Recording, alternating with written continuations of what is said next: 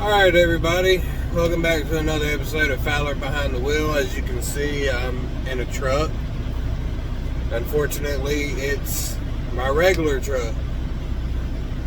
So, I told my DM today, when I got back from the hotel, got brought back here, and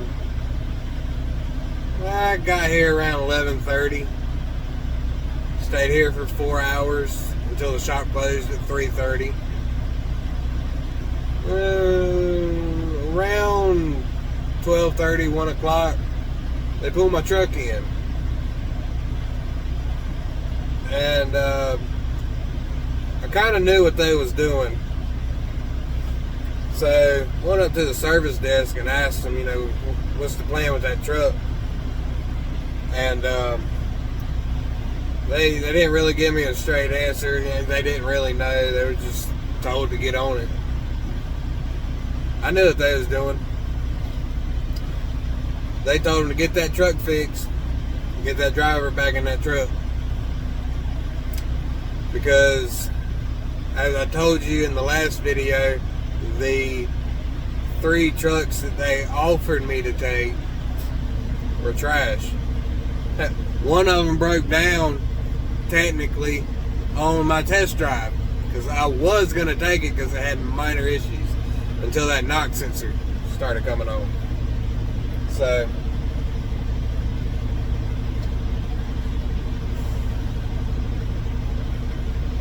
because I was refusing all 3 trucks. Oh, and I misspoke in the last video. They don't have Freightliners here. You gotta excuse me, I was tired. They only have Internationals in Kenworth, so I looked at one International and I refused it just for the simple fact that it was an International. International. And I refused one truck mainly because of the fact that it still had trash in it. And the ignition switch was sticking. I couldn't get it to turn to the off position. And since those 2 trucks, or one of them was it was 4 trucks, I'm sorry. 1 International and 3 Kenworths. As I was saying, one had trash in it and the ignition switch was stuck. Couldn't get it to the off position. It was an opti-idle truck, so you have to get it to the off position to get the opti-idle to start. So I didn't want to get stuck somewhere with a bad ignition switch and not be able to do what I need to do, especially with these temperatures being as cold as they are. I want to be able to run the truck, keep the batteries charged, keep things circulating, and be able to move in the morning. So I refused that truck. I refused another truck that had an APU on it because it looked like Freddy Cougar had gone into it. And it also had a little over 500,000 miles on it. I'm not going to take a truck that's got 500,000 miles on it. I'm not a rookie driver. I'm technically a seasoned OTR truck driver. I'm not taking that as a first truck. That's going to be nothing but problems down the road. And I've dealt with nothing but problems with this truck. So the other truck that I was going to take, it had a small air leak in the driver's seat. The ignition switch was also stuck. The opti-idle worked, but it had another problem with it. I can't really remember. Ignition switch, driver's seat, and something else. But anyway, it's cold outside. So they went ahead and pulled my truck in. They got it fixed. They put new brass connectors on the heater core hose, so those aren't going to break anytime soon. But it's just masking a problem. There's something wrong with this truck because it keeps breaking down on me. Something's always breaking. And that's unusual for a truck that's got 332,970.7 miles. So, when they pulled that truck in, I immediately messaged my driver manager and told him, I don't care if this truck gets fixed. I'm not driving it. And he said, well, it's pretty much your only option because you're refusing all the trucks there. There's nothing else there for you. So the equipment coordinator pretty much said this is my only option. I said, I will only do one thing. I will drive this truck to another terminal and you can get me set up with another truck there. So, I'm told that the Tipton, Ohio terminal, or at least the shop, is the best shop in the fleet. This is coming from Dirt Road Salvation, who is a lease operator here, buddy of mine. He's also an ex-diesel mechanic. He used to do it professionally, so I trust his output.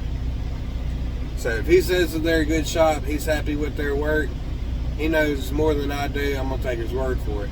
That's where I want to go to get my truck. So, my driver manager went ahead and got me preloaded with 2 loads. I was supposed to pick up a load tomorrow at 1 o'clock in the afternoon. Well, technically today at 1 o'clock in the afternoon. A live load with a drop and hook in Delaware, and then do a drop and hook pickup and go to Ohio and do another drop and hook there. And then from there, I could only drive, 30 minutes to the Tipton, Ohio USA Truck Terminal. And hopefully there, I'll be able to get myself in another truck.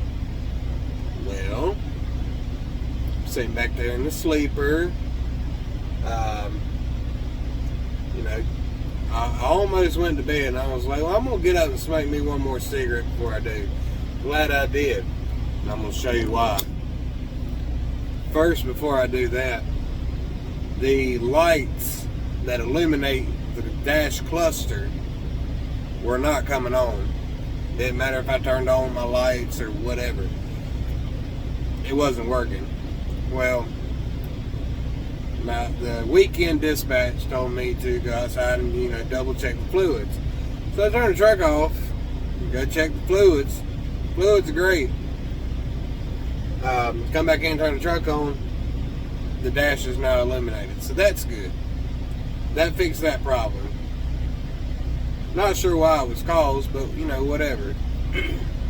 So there's a particular light that came on, it's been on for about an hour and a half according to my driver manager. And this is what it is. It's that right there. Now I don't know if it's anything major or not, but given this truck's history of not liking to do any work, which is hurting me, at this point I'm making more money in breakdown pay than I am in actual mileage pay. Because I'm not getting any miles being broke down all the time. So given this truck's history and that light, even my driver manager said he couldn't see what the problem was. And on their end, it was going on and off. It's just weird. It's steadily staying on for me, but over there it's tripping out. So, given this truck's history, I don't like that light being on, because the last thing that I want to do is get stuck somewhere, broke down again on the side of the road with temperatures reaching into the low 40s and I not have any heat. I did that for 9 hours a couple of days ago. I sat in this truck for 9 hours with no heat, a fleece jacket, and a blanket. after 9 hours, it don't matter, you know, how many blankets I got. It's a cold blanket. So I spent a lot of time in the bed curled up in that blanket because I was freezing to death. I got to the point where I couldn't even feel my legs, my toes, my feet, nothing. So I don't like that light being on. So I called up Road Assist and let them know. Called my driver manager, let him know. The driver manager is going to get in touch with Road Assist, and we're going to see what we can figure out. They said that they're going to try and get somebody out here if that's an option to look at it, because this shop, it's Friday. It's now Saturday morning. That shop ain't going to open up until Monday morning. So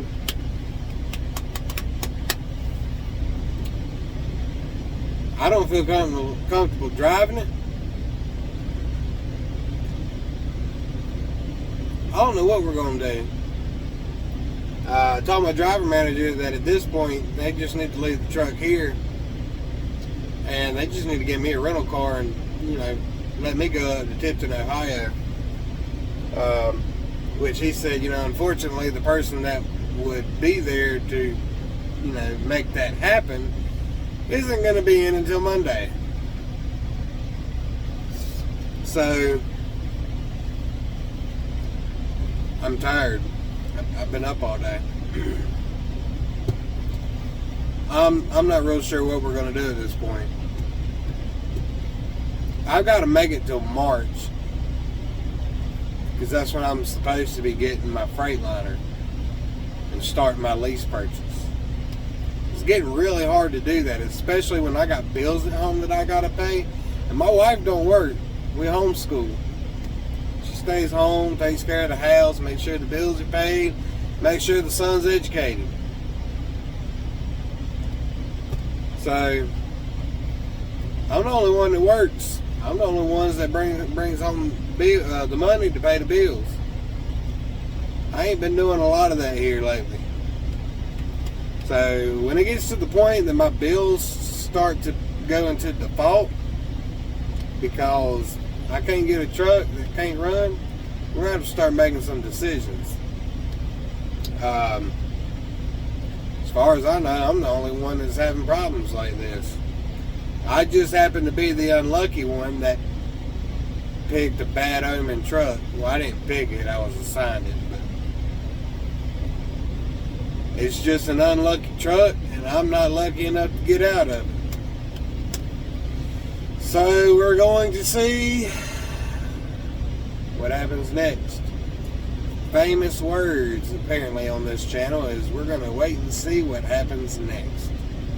You know, this was supposed to be a joyful journey into my lease purchase with USA Truck, but it's been nothing but bad news since the first video. And I really don't want to give this company a bad name. I've heard a lot of good things about it. You know, I've talked to a lot of drivers here, and they're very, very happy, especially the lease purchase drivers. I mean, it's a very big plus that they have a driver, company, and lease load board. You as a company driver do not get dispatched by a dispatcher. You choose your loads. You choose where you want to go. You chase the miles. It's up to you to make the miles at USA Truck to make a good paycheck. And I really like that here. And, you know, I'm on the company side right now until my truck's ready. But every load that I get, I have a problem making it to that second load after I finish that first load. So I can't really tell you anything good about this company yet because I ain't had nothing but a bad time. But I promise you there's a lot of happy drivers here. So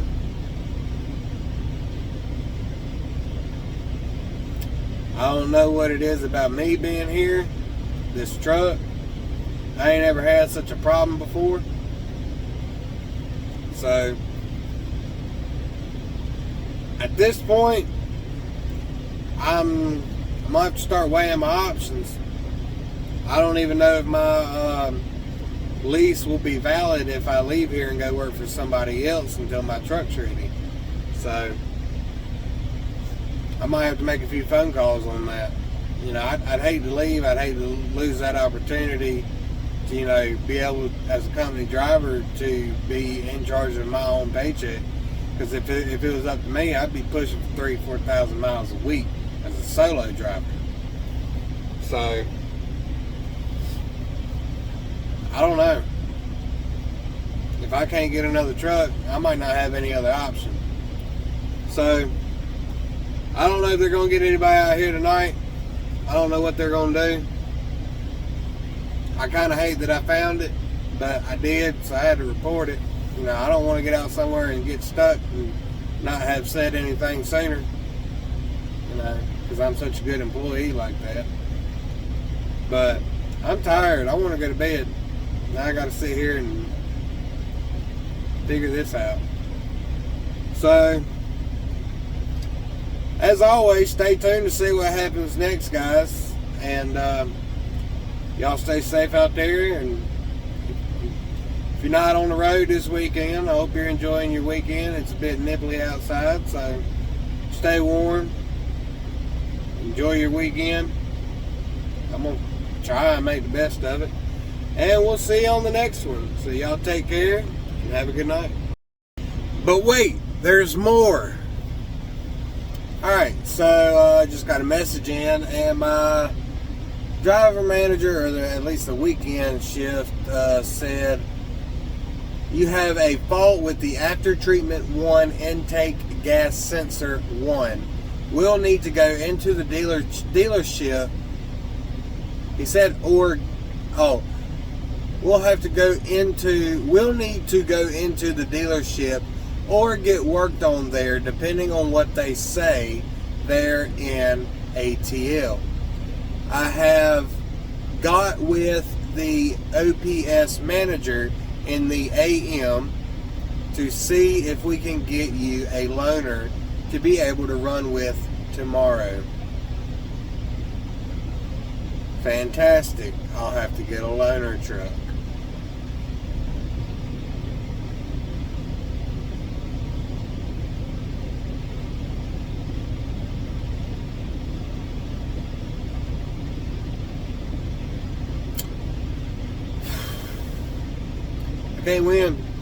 Can't win. Really, the last thing that I want to do is get into a loaner truck, because these trucks here at USA Truck, like 67, 68 miles an hour on the pedal, 70 miles an hour on cruise. I'm not going to get that with a loaner truck, for one.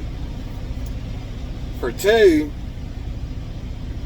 I'm set up in this truck. Nobody wants to get into a loaner truck because none of your crap's in there. It's in your truck. So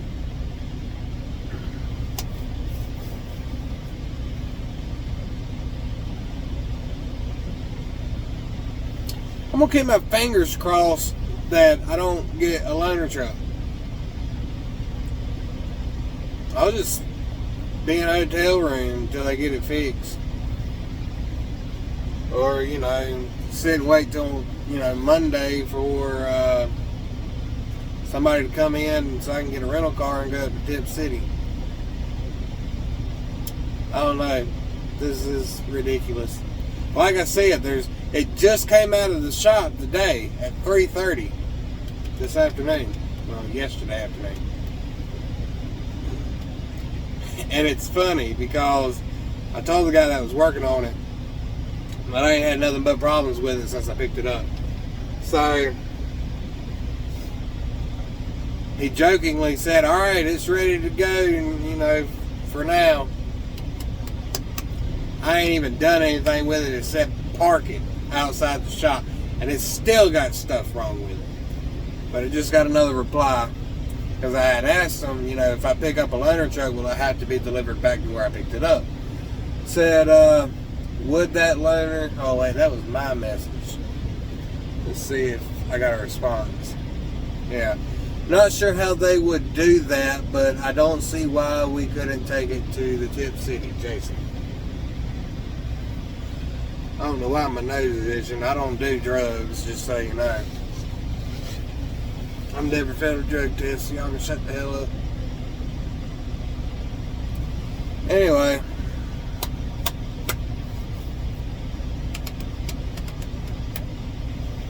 I don't know what the hell we're going to do. As it sits right now, I just want to get home. I just want to go home. I've been dealing with too much crap. And I want to just, be with my family and just not even think about truck driving for a couple of days. But anyway, we'll let you know what happens earlier or later this morning. As for now, like I said before, y'all enjoy your weekend. Have a good night. I'm going to bed.